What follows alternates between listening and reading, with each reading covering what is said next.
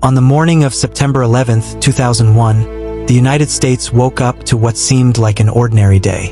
The sky was clear. Flights were on schedule. Offices were filling with people starting their workday. No one knew that within a few hours, the world would be changed forever.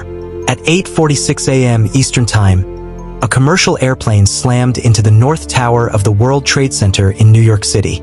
Smoke poured from the building as confusion spread across the city. Many believed it was a tragic accident. News channels rushed to understand what had happened. 17 minutes later, another plane hit the South Tower.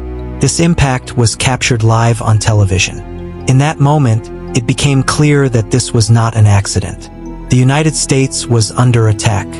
As panic grew, air traffic controllers began to realize that multiple aircraft had been hijacked. For the first time in history, all civilian flights across the country were ordered to land immediately.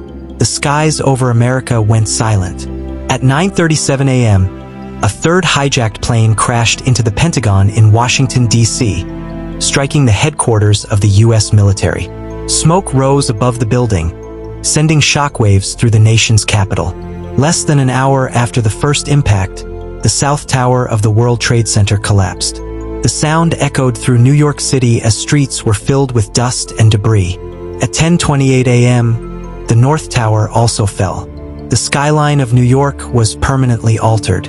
A fourth plane, United Airlines Flight 93, crashed into a field in Pennsylvania.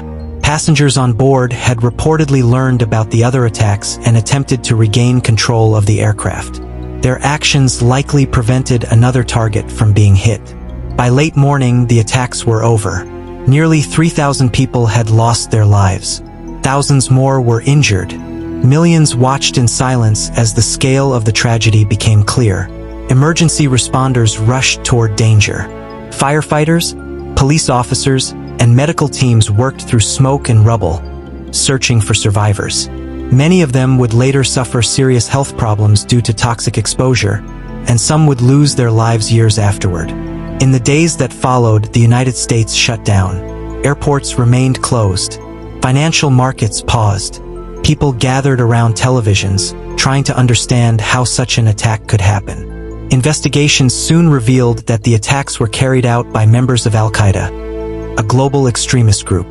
The hijackers had used commercial airplanes as weapons, turning everyday travel into tools of destruction. Passenger lists, flight data, radar records, phone calls, and video footage were collected and analyzed.